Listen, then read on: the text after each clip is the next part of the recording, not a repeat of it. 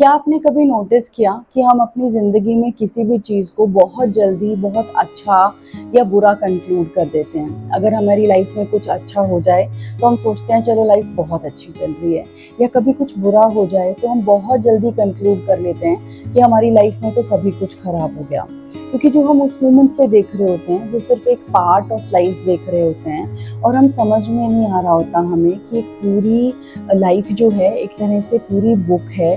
वो सिर्फ उस मोमेंट की बात नहीं है, वो सिर्फ उस चैप्टर की बात नहीं है। तो आज हम ऐसी ही एक चीज़ पे बात करेंगे कि जिसे हम हमेशा ये बोलते हैं कि हमारी लाइफ में कोई चीज़ खो गई या वो हमेशा में चली गई, तो उसके पीछे एज ए लाइफ हमारे क्या लेसन्स होते हैं। तो हेलो फ्रेंड्स, मैं हूँ शिल्पा सिंह और आप देख रहे हैं अनंत दृष्टि। और आज हम इस टाइमलेस विजडम की सीरीज़ में माँ ललेश्वरी के बारे में बात करेंगे, जो कश्मीर की एक बहुत बड़ी पोएट, मिस्टिक और स्पिरिचुअल डिवोटी थी, एक योगिनी थी। 1320 से लेके 1390 तक लगभग 14 सेंचुरी की वो एक मिस्टिक पोएट थी। और उस मोमेंट पे उन्होंने इतना अपने इनर कॉन्शियसनेस को अवेकन किया था, खुद को ट्रांसफॉर्म किया था, अपने आप को इम्प्रूव किया था और बहुत ही अच्छा प्रोफाउंड काम किया था। तो जो वहाँ पे कश्मीर में आज भी हमारे जो हिंदूज़ हैं और हमारे जो मुस्लिम्स हैं वो उनको इक्वली रिस्पेक्ट करते हैं, इक्वली उन्हें प्यार करते हैं। हिंदूज़ उन्हें रिस्पेक्ट करते हैं उनकी नॉलेज और उनकी इम्प्लीमेंटेशन ऑफ कश्मीर शैविज़म के लिए, और जो मुस्लिम्स हैं वो इस चीज़ के लिए उनकी रिस्पेक्ट करते हैं कि जो उनका थॉट प्रोसेस था वो बहुत ही सूफ़ी लाइक थॉट प्रोसेस था। और वो एक ऐसी थी जिन्होंने अपनी बहुत डिफ़िकल्ट मैरिज को सस्टेन किया था, और वो एक बहुत डिफ़िकल्ट हाउस होल्ड में थी। और उस मोमेंट पे भी उन्होंने अपनी लाइफ के लिए जो डिसीजंस लिए थे, जिस तरह की विजडम उन्होंने गेन की थी, वो बहुत ही प्रोफाउंड थी। यानी कि उस मोमेंट पे भी उन्होंने जेंडर बायसनेस के ऊपर काम किया था। उन्होंने बहुत सारे ये चीज़ें बोली थी कि आप रिचुअल्स में मत बहुत ज़्यादा पढ़ो, अपने इनर कॉन्शियसनेस को क्लीन रखो, कैसे आप पॉजिटिवली लाइफ को जी सकते हो, आपके एक्शंस, आपके थॉट्स कैसे होने चाहिए और कैसे हमारी सोच होनी चाहिए, उसके ऊपर उन्होंने बहुत काम किया था। और जो उनकी पोएटिक वर्सेस हैं वो आज भी हमें बहुत ज़्यादा याद दिलाती हैं कि उनकी in spite of the fact कि इतनी डिफ़िकल्ट जर्नी थी, जो उनकी विजडम थी वो बहुत ही अच्छी थी और बहुत ही towards God, towards divine, toward original spirituality थी। तो हम इसी के ऊपर आज बात करेंगे।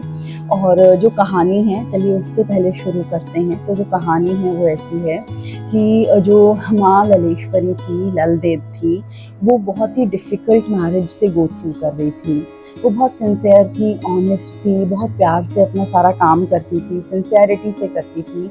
लेकिन जो उनकी सास थी वो उनके साथ बहुत ज़्यादा सख्ती से पेश आती थी।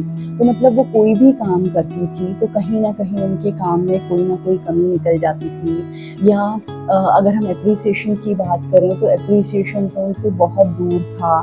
उनको एप्रिसिएशन भी नहीं मिलता था।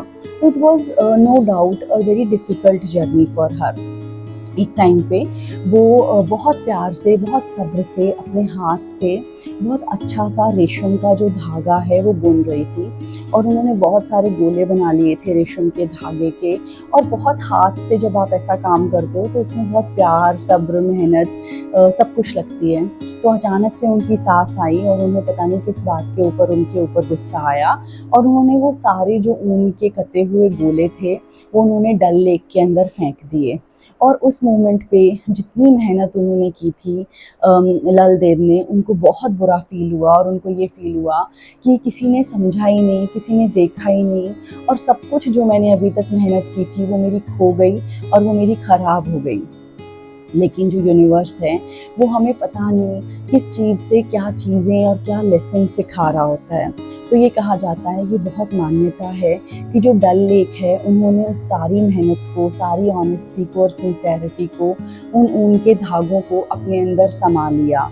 और समय के साथ जो हमारे डल लेक में कमल उगते हैं, उसकी जो कमल ककड़ी के अंदर जो हमारे सफ़ेद रंग के रेशे होते हैं, ये माना जाता है कि वो आज भी लल देद का वो बुना हुआ धागा है जो यूनिवर्स ने, नेचर ने अपने अंदर समा लिया, क्योंकि कोई भी ऑनेस्ट एफर्ट हमारा वेस्ट नहीं होता। अब बात ये नहीं है कि ये फॉकटेल है, इतिहास है, सच है, नहीं है। बात ये है कि जिस चीज़ को आज हम ये सोचते हैं कि हमारी चीज़ें खो गई या हमारा एफ़र्ट चला गया, वो हमें नहीं पता वो एफ़र्ट किस तरह से हमें बिल्ड कर रहा होता है और किस तरह से प्रिजर्व होता है और वो किस तरह से हमें किस रूप में मिलता है। तो हम सबकी लाइफ में भी ना ऐसा ही है, कोई ना कोई ऐसा हमारा भी ऊन का कता हुआ गोला है जिसे हमने बहुत पेशेंस से और सब्र से किया, उसके ऊपर मेहनत की, उसके ऊपर एफ़र्ट किया और वो डल लेक में समा गया। तो जैसे हम बात करते हैं, कुछ हमारे रिलेशनशिप्स होते हैं, कुछ हमारे ड्रीम्स होते हैं, कोई हमारे लव बॉन्ड्स होते हैं, कोई ऐसा होता है कि हमने किसी जॉब के लिए, इंटरव्यू के लिए, किसी कंपटीशन के लिए, किसी एंट्रेंस के लिए हमने बहुत मेहनत की होती है, लेकिन हमें एक मोमेंट पे आके लगता है कि ये तो कुछ हुआ ही नहीं, ये रिलेशनशिप बना ही नहीं, मेरी जॉब लगी ही नहीं, या मेरा फाइनेंशियल बिजनेस में बहुत सारा लॉस हो गया। और उस मोमेंट पे हम क्या करते हैं, हम अपने आप से बहुत सारे क्वेश्चंस पूछते हैं और हम बहुत क्वेश्चन भगवान से पूछते हैं कि वाई मी, कि मेरे साथ ऐसा क्यों हुआ, मैंने कभी किसी के साथ गलत नहीं किया था, फिर भी मुझे लाइफ में कुछ नहीं मिला, या मेरे एफ़र्ट का रिज़ल्ट मुझे कभी नहीं मिला। तो उस मोमेंट पे जो ये माँ ललेश्वरी की कहानी है, ये बहुत हमें स्ट्रेंथ देती है और हमें बहुत ये समझाती है कि जस्ट होल्ड डाउन। आप इस मोमेंट पे सिर्फ एक चैप्टर को देख रहे हो, इस मोमेंट पे सिर्फ एक इंसिडेंट को देख रहे हो, और हमारा ब्रेन और हमारा नर्वस सिस्टम उसको बहुत एम्प्लीफाई करके हमें दिखा रहा है। लेकिन हम थोड़ा सा पेशेंस, थोड़ी सी सब्र करें तो हमें समझ में आता है कि जो लाइफ की अंडरस्टैंडिंग है वो बहुत डिफरेंट है। और अगर हम इसी स्टोरी की भी बात करें तो जो सफ़र था, जो मोस्ट ब्यूटीफुल पार्ट है, वो जर्नी है कॉटन से लेके लोटस तक बनने की, लोटस तक पहुंचने की। और कॉटन क्या है? कॉटन वो हैं जो हम सब हैं, जो हम डिसीजंस लेते हैं, अननोइंगली लेते हैं, हमें समझ में नहीं आता, हम आउट ऑफ इमीडिएट रिएक्शंस हम अपने डिसीजंस लेते हैं। और लोटस क्या है? लोटस वो है जो हमारी विजडम है, जो हमारी अवेयरनेस में रहते हुए डिसीजंस हैं, जो हम लाइफ को रिएक्ट नहीं करते, हम रिस्पॉन्ड करते हैं। तो कई बार क्या होता है ना कि एक तरह का हमारा रिजेक्शन किसी जॉब में, किसी भी चीज़ में, वो रिजेक्शन हमारे अंदर बहुत स्ट्रेंथ ले आता है और हम धीरे धीरे शायद उस जॉब में नहीं या उस पर्टिकुलर ऑब्जेक्टिव में नहीं, हम बहुत ज़्यादा अपना कोर लेसन सीख लेते हैं कि हमें स्ट्रेंथ के साथ डिसीजन लेना है, अपने ऊपर रिलाय करना है, अपने कॉन्फिडेंस पे काम करना है। या एक ऐसा इंतज़ार, या हमने किसी रिलेशनशिप में किसी के लिए बहुत इंतज़ार किया, बहुत प्रे किया और हमने कहा कि हमें वो चीज़ मिल जाए, हमें वो इंसान मिल जाए। तो हमें नहीं पता होता कि जो हमारा कोर लेसन है वो शायद पेशेंस है, वो शायद रेजिलियंस है, वो शायद ट्रस्ट इन लाइफ है, वो शायद सरेंडर है, और वो लाइफ हमें चीज़ें सिखाती है। तो हम हमेशा ये कहते हैं, और इस चीज़ को समझना बहुत ज़रूरी है, कि कॉटन जो गिरा था उसके अंदर, डल लेक के अंदर, वो कॉटन की तरह वापस नहीं आया, वो ट्रांसफॉर्म हुआ और वो लोटस के अंदर बन के आया। तो कहने का मतलब ये है कि जब हम बहुत प्रेयर करते हैं और हम थक जाते हैं तो हम भगवान से कहते हैं मुझे ये दे दो, मुझे ये दे दो, मुझे ये दे दो। लेकिन स्पिरिचुअलिटी में हम ये बोलते हैं कि never asks for thing, only ask for grace, only ask for vision, only ask for to take care of you. क्योंकि भगवान को या गॉड को या लाइफ से, यूनिवर्स से हम अगर अपनी लिस्ट ना मांगें और हम सिर्फ ट्रस्ट करें और सिर्फ माने कि ये जो प्रोसेस है, ये प्रोसेस पे हमें चलना है, हमें अपना हर नेक्स्ट स्टेप बहुत सिंसियरिटी से लेना है। क्योंकि एक ये भी बहुत ज़्यादा कंफ्यूजन होता है जब हम ये कहते हैं कि अब मैं थक गया, अब मैं कुछ नहीं करूँगा, अब जो होगा अपने आप होगा। तो समझना ये है कि अपने आप तो नहीं होगा, हमें अपनी एग्जिस्टिंग सिचुएशन को देखते हुए, एग्जिस्टिंग रिसोर्सेज को देखते हुए जो बेस्ट उस मोमेंट पे हम कर सकते हैं, वो नेक्स्ट एक्शन स्टेप हमें लेना है।